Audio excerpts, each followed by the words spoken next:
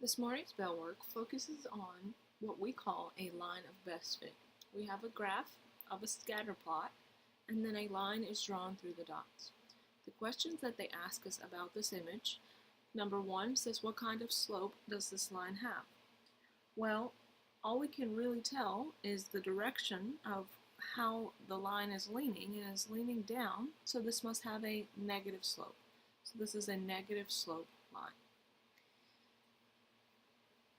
Question number two actually asks, what is the slope of the line?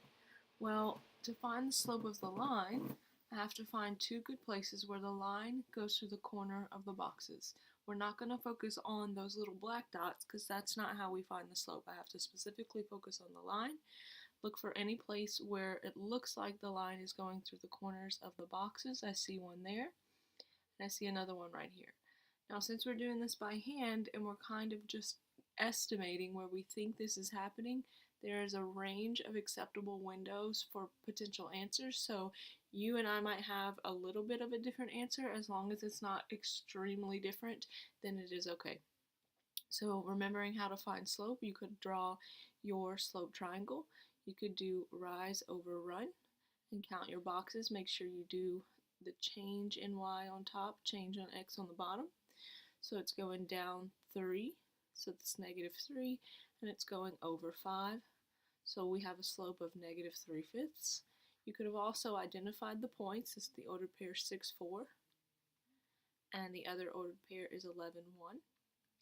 And you could do y2 minus y1 over x2 minus x1, and it should give you the same result. The final question for bell work asks, in your opinion, does the line fit the data? So what they're asking is, does the line look like it's also reflecting the general trend of the data? So the data is obviously those points on the coordinate plane. It does look like it's fitting the data because the line goes through the middle of the points as best as possible, and it is following the same pattern as the dots. If it had been drawn straight across or straight up and down, it wouldn't fit the data. If it had been drawn way up here, it would be too high. If it was way down here, it'd be too low. It has to be right through the middle of the data points as best as possible. So I would say yes. All right, so today's essential question, what is bivariate measurement data? How can I display it? And what can I gather from the data and display that I create? So scatter plots and association is our first topic to discuss. So let's fill out some information about what on earth a scatter plot even is. So scatter plots are graphs that use points to display numerical data with two variables or bivariate data. So thinking of our prefixes here like bicycle, we have bi, which means two, and variate, which means to vary, variables. So two variables is really all that bivariate data is saying. Scatter plots can help determine if one variable has an effect on the other, or if there are overall trends, patterns, or associations between the variables. So seeing if one has an effect on the other.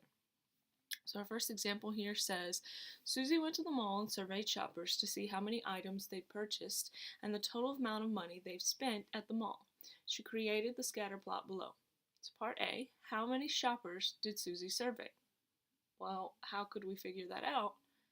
Clearly, each dot is representing a customer, so we just need to count the number of data points. So let's take a look.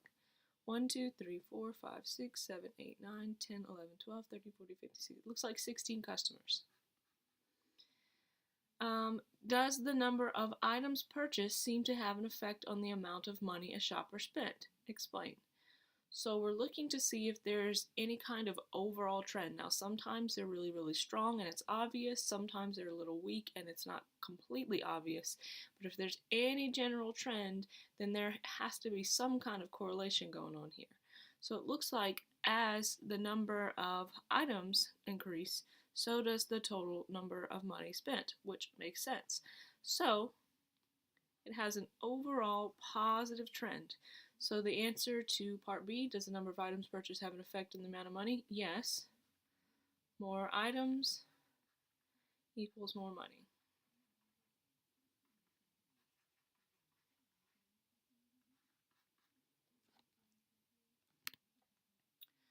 So now we need to discuss these associations in further details. Now sometimes you'll hear associations be called correlations. It means the same thing. So let's write the word correlations next to it because they really mean the same thing. So if something has a positive association, it just looks like it has a positive trend. That's all it means. It says two variables have a positive association when the variables move together. So they're both doing the same thing. For example, as one variable increases, the other variable increases. It also holds true that if one is decreasing, the other is decreasing, but it really comes out to be a positive association. A negative association, if two variables have a negative association when the variables move in opposite directions. So as one of the variables increases, the other decreases, and it will produce a negative trend. The final one, no association, if two variables have no association when the change in one variable has absolutely no effect on the other. So when there's no kind of pattern trend, there's no association between the two data variables that are being measured, it will be all over the place. There's no correlation here. So describe the type of association you expect to see between the following. So part A, the hours a person studies and the number of states they visited. So let's take one variable at a time. So the hours a person studies. So if that goes up, the number of states they visited, based upon the hours a person has studied, how is that going to affect the number of states they visited? Well, as this goes up, it has absolutely no effect on the other thing, so there must be no correlation or no association.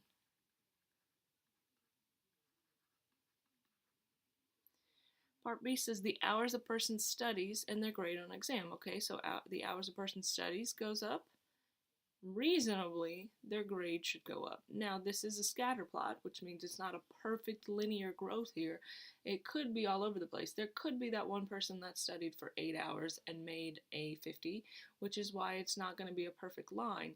But in general, a trend should be as one of those increase, the other should increase. So if they're doing the same thing, that's going to be a positive association. And question C here says the hours a person studies and the hour they spend watching TV. Now, some of you might try to study in front of the TV, but there's no way that you're actually doing both at the same time. So, as the number of hours a person studies, genuinely studies, the hours they spend watching TV technically would go down. And the opposite is true. The hours they spend watching TV goes up, the hours they study will go down. So if they're doing the opposite thing, this would be a negative correlation.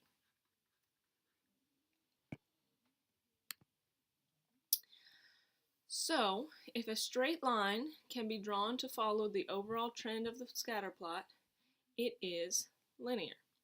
If the points of data are close together, the association is strong, and if the points of data are widely spread, the association is weak.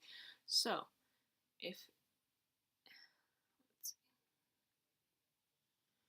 strong and weak. So label each type of association, the strength of the association, and whether or not it is linear. So question number 1 looks like there's a pretty strong trend. It's forming a line, so it is linear, and it is strong. The dots are pretty close together. Question number 2 looks like there's a general trend here, and it is formed by a straight line, so it is linear, and it's a little weaker. It's kind of like moderate. It's really in between. We'll say weak. Question number 3, I can't draw a line straight through that would show the data trend. It's more of a curve, so it's not linear, but it is pretty strong. Question number 4, I can draw a line through the middle of the data, so it is linear and it's pretty strong. Question number 5 is a little off. I can't draw a data and have about the same, I can't draw a line through the data and have the same amount of points above and below the line. This is more kind of curved a little bit, so it is nonlinear. And it is a little weak. So the last one is actually no correlation whatsoever, so it's clearly nonlinear, and it's pretty weak. It's spread all over the place. Okay, so question number 7, describe the type of association you expect to see between the following variables. So the first variable, first thing we're measuring would be someone's height and their shoe size. So as a person's height goes up, generally so does their shoe size. As a person's height goes down, so does their shoe size. So reasonably, it should have a positive correlation because as one increases, so does the other.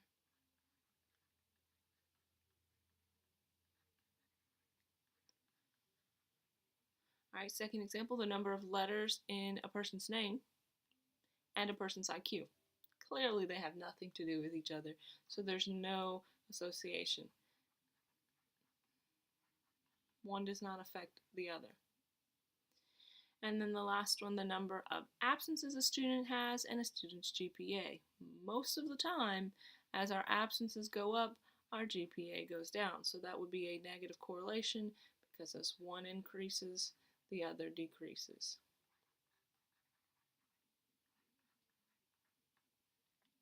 So 8 through 10, we're going to match each scatter plot with its possible description. So question number 8 looks like it's negative, 9 is positive, and 10 is all over the place. So we have option A, the temperature outside and the total gallons of gas sold at a gas station. Okay, so as the temperature goes up, we got to think, does this possibly have any effect on the number of gas sold? Okay, we'll come back to it. B says the size of a home and the cost of monthly utilities. Well, this one's clear and obvious. The bigger the home, the higher your utility bills are going to be. So this is definitely the positive one because it's increase. So I would say B is for number 8.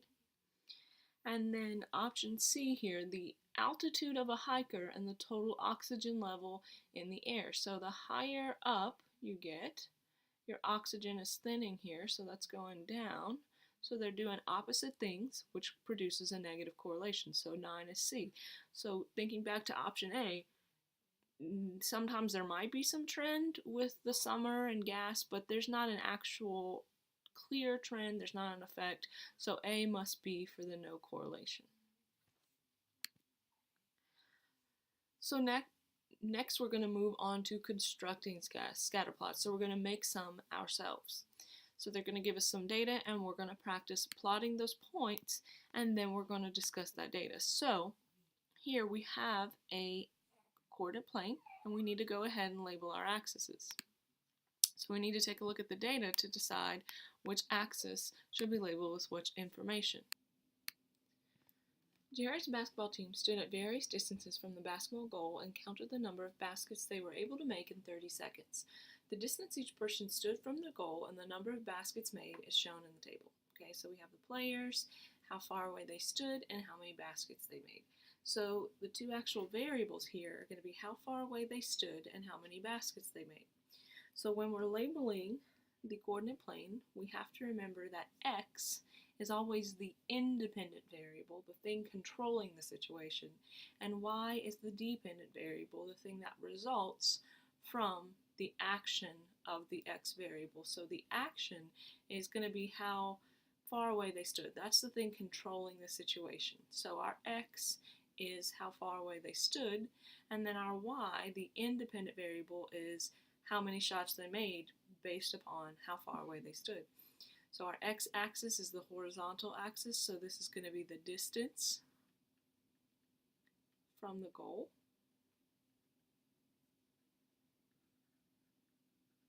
And then our y is going to be the number of shots made.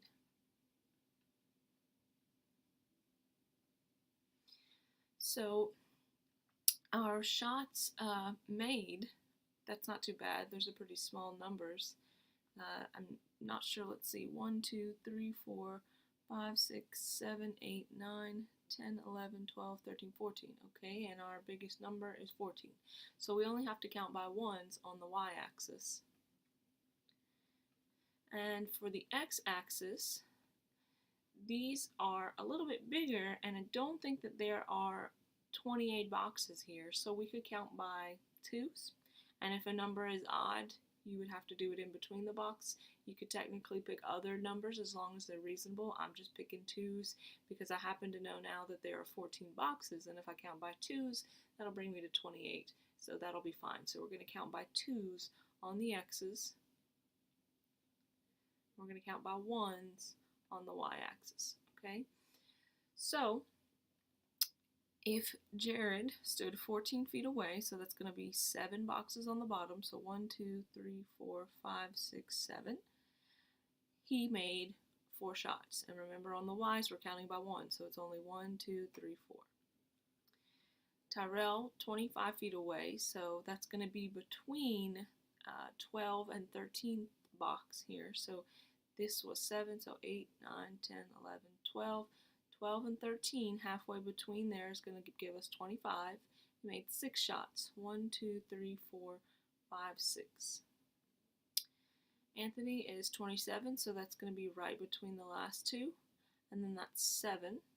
So 27, 7. Mark is 15 feet away, so that's going to be between the 7th and the 8th. So right here, 15 feet, and made 11 shots. So we got, that was 7, 8, 9, 10, 11. 26 feet, so that's 13 boxes down on the x-axis. And then made 6 shots. So 1, 2, 3, 4, 5, 6, okay.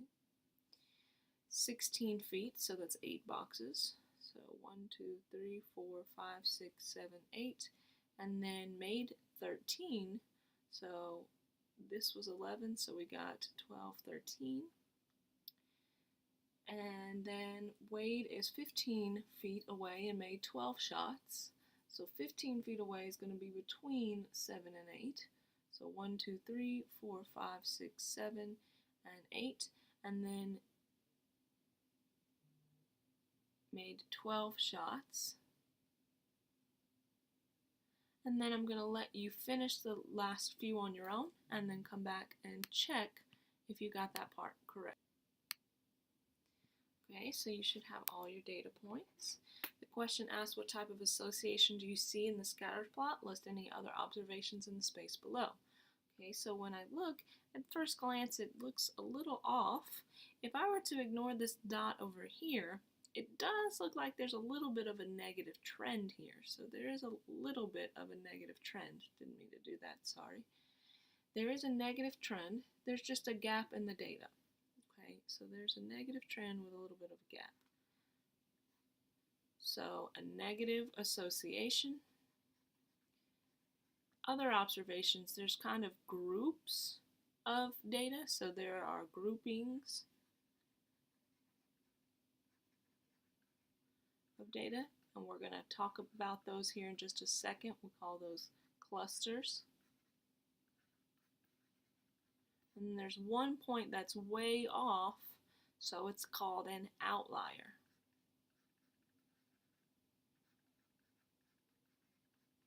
So we have clustering here with a negative association, and we have one outlier, one data point that's way off from all of the other data. So use a scatter plot to label each statement as true or false. So as the distance from the goal increases, the number of baskets made decreases. So that's true. As the distance from the goal decreases, the number of baskets made increases. That was also true. And the last one, as the distance from the goal decreases, the number of baskets decreasing. Well, that's saying the opposite of the previous question, so that must be false. So more about outliers and clusters. Outliers is a point that does not fit the overall pattern or trend of a scatter plot. It's known as an outlier. Who was the outlier in the scatter plot above? Explain. Well, it was Jared. The number of baskets he made was much lower than the rest of his teammates who stood at similar distance from the goal. So Jared's got a problem. I don't know if he needs to just practice more or consider another sport. Clustering occurs in a scatter plot when there are distinct or separate groups of points. So just like we saw where most of the data looked like it was all either in one place or the other, they were all bunched up in 2 separate groups, so it was clustering. Why do you think clustering occurred in the scatter plot above? Well, reasonably, it seems that a group of the players stood closer to the goal and then the second group just stood further away from the goal. So that's what was happening with the data. So we have another scatter plot here. So again, we have the x and y variable labeled something differently. This time they did go ahead and label the axes for us, so we see that we're dealing with a city and the population.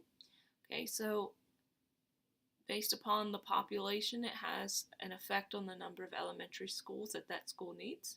So what we're going to do is just take a look at the data here, and we're going to plot our points. If it's not perfectly on the line, you just kind of have to estimate in between and then put your points. So I'm going to pause, give you a second to plot your ordered pairs. Your population is your X and your number of schools is your Y, so use that as ordered pairs. And these are counting in thousands, so if I've got 76,000, I'm really just looking for 76 and then going up to 19. When you're finished, we will answer questions about this scatter plot. Alrighty, when you are finished, this is roughly what your scatter plot should look like. It says, describe any association between the variables. What conclusions can we make? Okay, so taking a look at the scatter plot, it looks like there's a general trend of a positive association. So it looks like it's going upward. So there's a positive association. And so the bigger the population, so more people, we need more schools. Makes sense. They're doing the same thing. One's increasing, the other's increasing. Are there any outliers? Well, this point is pretty far off from the others, so yes. And that data point is at about roughly 20,000, somewhere around that. And then there's 20 elementary schools, so that must be Glen Falls. So Glen Falls has a ridiculous amount of elementary schools based upon the population. Is there any clustering in the data? Well, not really. They're remotely evenly spaced out. There's a little bit closer in some areas, but there's not like a whole grouping where a lot of the data is. So no, there's no clustering. There's no groups of data. So our next scatter plot is a little bit smaller here. It says on Tuesday afternoon, Charlie asked 9 different students how much money they had in their lunch account, as well as how many homework assignments they had that evening. Use the data he collected to make a scatter plot. Okay, so again, we have our dependent and independent variables. So the amount of lunch money in the account is X. That's the independent variable controlling the situation. And then supposedly homework assignments is Y, the dependent variable that is being affected by the lunch money and the account. So what we're going to do, we're going to plot our points. Luckily, they've gone ahead and labeled those for us. So 824 is going to be, somewhere close to 10, a little below 10, and then we're going to go to 0. So take a moment. I'm going to pause, finish plotting your points, then we'll answer some questions about them.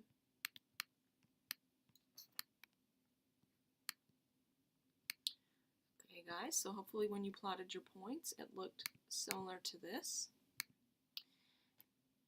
Describe the association between the variables. What can we conclude from this? Well, it's a hot mess, as we assumed it would be, because there's no way the amount of lunch money in your account has anything to do with the number of homework assignments you have. So there's no association. One does not affect the other.